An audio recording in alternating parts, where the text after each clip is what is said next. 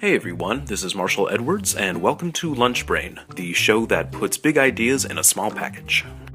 Today's Lunch Brain episode is called Language, Games, and Culture, Altar or Table.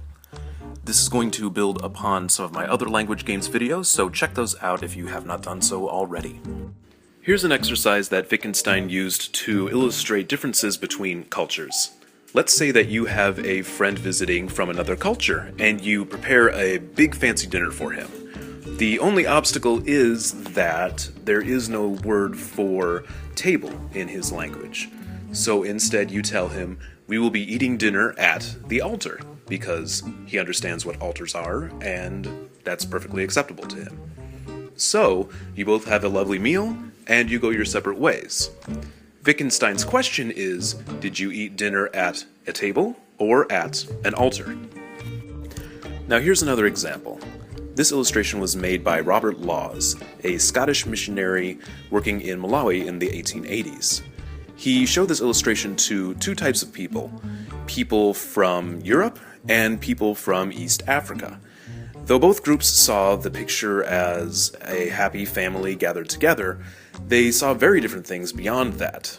As a North American, I'm likely to see the woman on the left as sitting under a window, and to see the structure in the background as a pillar of a room that kind of leads up to the roof. East African communities saw it very differently. They saw the woman as balancing a box on her head, because that's a very common way to carry and hold goods in those cultures.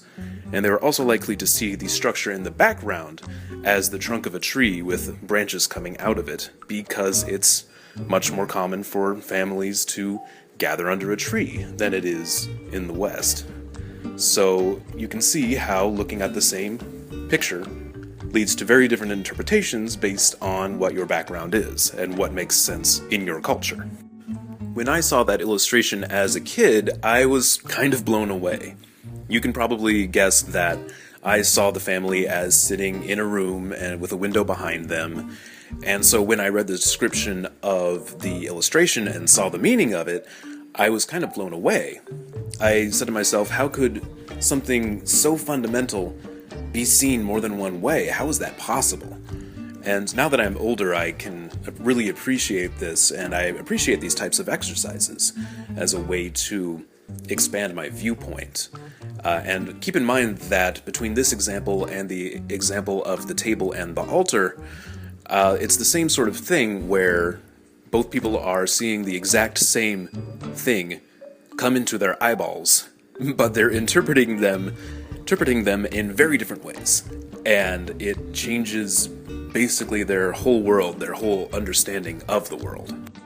Like Wittgenstein's other language games, this example is not meant to say, oh, this is the way it is. It's meant to promote further investigation and further understanding. It's my hope that through looking at these examples and figuring out how to apply these concepts to our everyday lives, we can start bridging the gaps that come between us because of culture and background and other inherited things we've gotten through our culture and our socialization.